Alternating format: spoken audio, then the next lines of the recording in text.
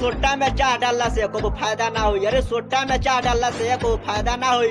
आई बेतिया जिला के लइकन के चुका दे आज तक मात्र चोट कोनो फायदा ना पड़े। सहारा जिला सारा हवे बेतिया भातार जाने सगहरो जवाया। अरे सिस्टम कबो ना हिली। अरे सिस्टम कबो ना हिली। कौना सारवा में दम हो गई रे क्यों नहीं धर्मेंद्र भाई से मिली बुझाई। पीछे तो कहीं दिहा रहो सर्वा सिस्टम के नीचे तो कहीं दिहा रहे बड़ी सिस्टम के। अरे अच्छा से खराब दोस्ती बा गुंडा माफिया यार से। अरे अच्छा से खराब दोस्ती बा गुंडा माफिया यार से। काहे का डरस रे बेटा जब हमार प्रमोद भाई बिलम करलन बेतिया जिला बिहार से बुझाई।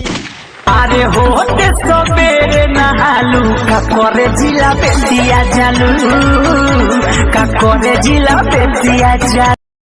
अरे सिस्टम पर हम घमंड ना करीले उड़ी ले ना हथियार पर। अरे सिस्टम पर हम घमंड ना करीले उड़ी ले ना हथियार पर। थोड़े जैसा रंगबाज के माइक के दिखाती विलम्ब करीले हम बेतिया जिला बिहार से बुझाई।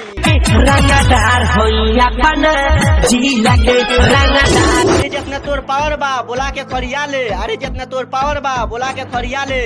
बगई बगम्बरपुर से बेटा अमित भाई अकेले आवत रहन आप खरिया ले बुझाई। मात मार कौन पट्टी फाड़ दे। जान को खेले वाला जिगरी यार रहो तो साथ में सिस्टम सारा रहेला सरकार के अपना हाथ में। अरे जितने ते उड़त रे उतने के उड़ ना पाई। अरे जितने ते उड़त रे उतने के उड़ ना पाई। दशरथ निसार से बेटा सोच समझ के बात करिए न तो मार के फेंक दी हन के ढूंढ ना पाई बुझाई। तो कहीं दिहा रहो सर्वा सिस्टम के नीचे तो कहीं दिहा रहे बड़ी सिस्टम के नीचे।